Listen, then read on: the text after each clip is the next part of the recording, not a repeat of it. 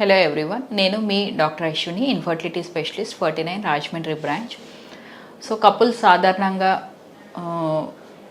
మనకి అడిగే ఇంకొక క్వశ్చన్ ఏంటంటే, రొటీన్గా నేను నా ఓపీడీలో కానీ అలాగే వీడియోస్లో కూడా కామెంట్ బాక్స్లో అడిగే క్వశ్చన్ ఏంటంటే, మేడం మేము ఒకసారి ఐవీఎఫ్ వెళ్ళామంటే ఫస్ట్ చైల్డ్ పుట్టింది, సెకండ్ టైం కూడా కంపల్సరీగా మేము ఐవీఎఫ్కే వెళ్ళాలా మేడం, మాకు న్యాచురల్గా వచ్చే ఛాన్సెస్ ఉండదా అని అడుగుతూ ఉంటారు.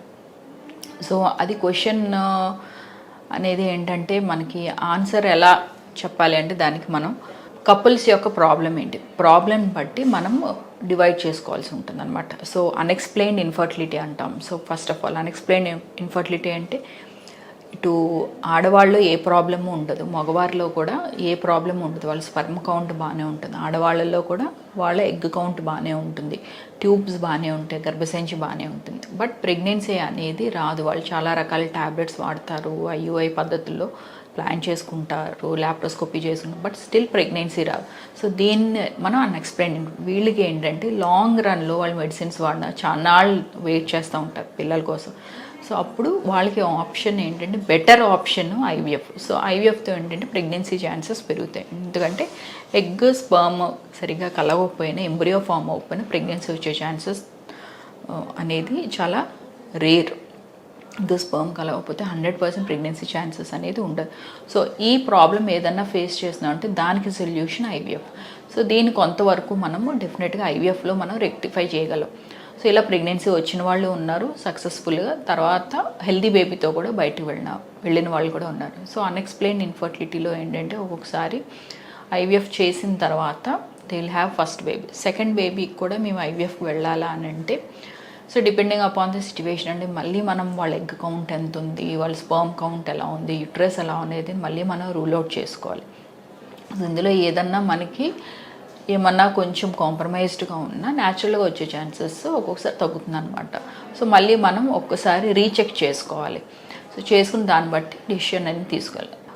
ఇది ఒక్క కండిషన్ అండి. కొంతమందికి ఏంటంటే, వాళ్ళకి ట్యూబ్స్ అనేది ప్రాబ్లం ఉంటుంది. ఫిమేల్ పార్ట్నర్లో కంప్లీట్గా ట్యూబ్స్ అనేవి బ్లాక్ అయి ఉంటాయి అనమాట. టోటల్గా హైడ్రోసాల్పింగ్స్ అంటాం. హైడ్రోసాల్పింగ్స్లో ఏంటంటే ట్యూబ్స్ రెండు కంప్లీట్గా డ్యామేజ్ అయిపోయి ఉంటాయి. సో వాళ్ళకి ఐవీఎఫ్ఏ ఇంకా ఆప్షన్ అనమాట. So there is no chance for trying natural. So వాళ్ళు ఫస్ట్ టైంలో ఐవీఎఫ్ ద్వారా కన్సెప్షన్ వచ్చింది ప్రెగ్నెన్సీ, సెకండ్ టైం కూడా మోస్ట్లీ వాళ్ళు సెకండ్ చైల్డ్ కావాలంటే definitely they have to go for IVF only. So ఇదొక కండిషన్ అండి. థర్డ్ కండిషన్ వచ్చేసరికి మనకి మెయిల్స్లో ఏమైనా ప్రాబ్లం ఉన్నా, సో మెయిల్స్లో ఒక్కోసారి డయాబెటీస్, హైపర్ టెన్షన్ వల్ల కూడా ఏంటంటే స్పర్మ్ అనేది అబ్నార్మల్గా ఉంటుంది అనమాట. సో దాన్ని కొంతవరకు రెక్టిఫై చేయడానికి ఐవీఎఫ్ హెల్ప్ అవుతుంది. సో ఒకవేళ వాళ్ళకి షుగర్ లెవెల్స్ కానీ, బీపీ కానీ ఇంకేమన్నా నార్మల్ అయితే, ఒకవేళ సెకండ్ టైం వాళ్ళు ప్లాన్ చేసాం కొంత టైం వరకు వాళ్ళు న్యాచురల్గా ట్రై చేయి, if everything are normal. So అలా కొంతమంది ఐవీఎఫ్తో కన్సీవ్ అయ్యి సెకండ్ టైం న్యాచురల్ ప్రెగ్నెన్సీస్ కూడా వచ్చిన వాళ్ళు ఉన్నారు. But if it is a permanent damage కానీ, వాళ్ళలో ఏంటంటే మనం ఫస్ట్ ఒకసారి ఐవీఎఫ్ని, సెకండ్ టైం కూడా ఐవీఎఫ్కే జరుగుతుందండి.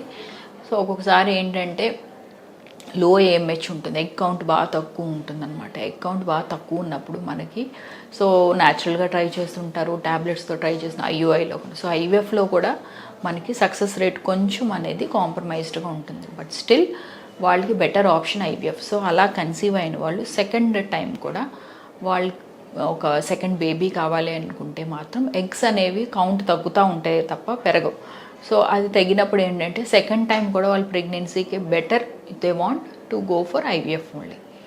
సో ఇన్ కేస్ న్యాచురల్గానే మాకు కావాలి మేడం, ఇవన్నీ మాకు పర్మనెంట్ ప్రాబ్లమ్స్ అనేవి ఏమీ లేవు, అన్ఎక్స్ప్లెయిన్ ఇన్ఫర్టిలిటీ అయితే మాత్రం second time they can plan naturally also.